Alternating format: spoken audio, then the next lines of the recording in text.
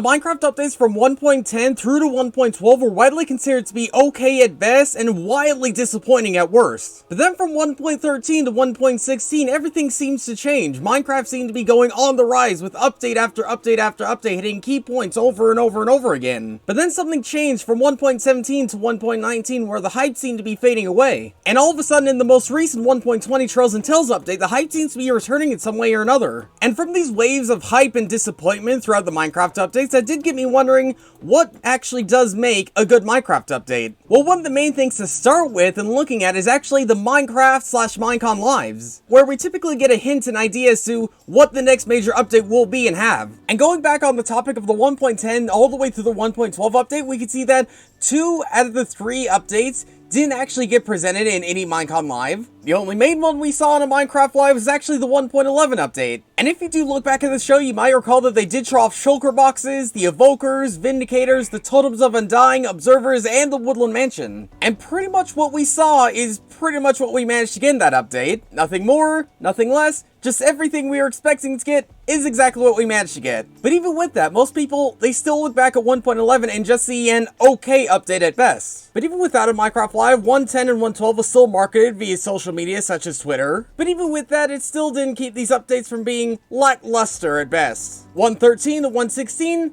a completely and totally different story. While over Minecraft Live, they did show off a ton of things inside of each and every one of these updates, they still managed to sneak in quite a number of surprises no one was expecting. And then 1.17 to 1.19, the update that was only supposed to be 1 update and then turned into 3, possibly 4 updates. And then 1.20, the Trails and Tales update, and they showed off essentially hardly anything inside the update. Like, apart from camels, bamboo wood, hanging signs, and other things like that, we really didn't know much about this update. And saying all these things really leads me to my first point: expectations versus executions. Say again with the 1.11 update, we were expecting pretty much everything we saw during the show, and then in execution, we pretty much got everything we saw. Nothing more, nothing less, just everything they showed off, we got. But then looking at 1.13, they showed off things such as the coral reef, they showed off things such as the drown, and they gave us that and so much more. Like ruins, shipwrecks, hearts of the sea, and so much more we had no idea was coming, and then it all of a sudden came. And pretty much 1.13 to 1.16 did something like that, where they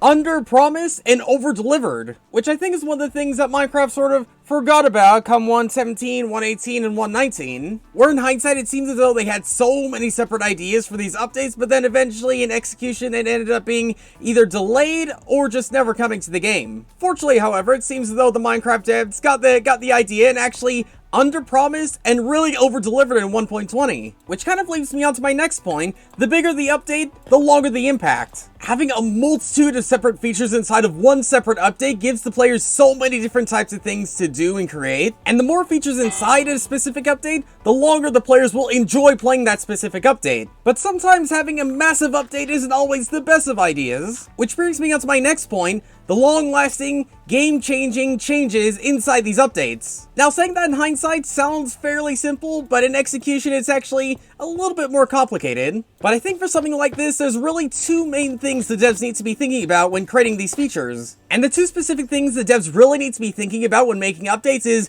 player approval as well as game balance. Both these elements are absolutely needed to guarantee an actual good update, because obviously, if a majority of the player audience doesn't like the way an update's going, then they're not going to like how they're going to look back at that one update, in most cases. And in terms of game balance, if you make something that's way too overpowered, or something that has absolutely no use, such as like what we have with the polar bear, then to put it simply, you don't really have a good update then. Now, that's not to say you can't have less useful things and more powerful things in an update, but just don't make that useful thing the face of the update. Now, that's not to say you can't market some of the more useless features inside an update, but I think marketing-wise, the more game-changing features you announce and advertise to your players, the more they'll actually think about those game-changing features rather than, again, polar bears. But yeah, will every single update be a perfect game changer every single time? Well, no, not exactly. Again, at the end of the day, the devs are still only human, and humans can only do so much. But so long as I touch on at least a handful of these points I brought up in this video, then we should be expecting more and more great updates as years go on. But until then, thanks for watching, and I'll see you all later.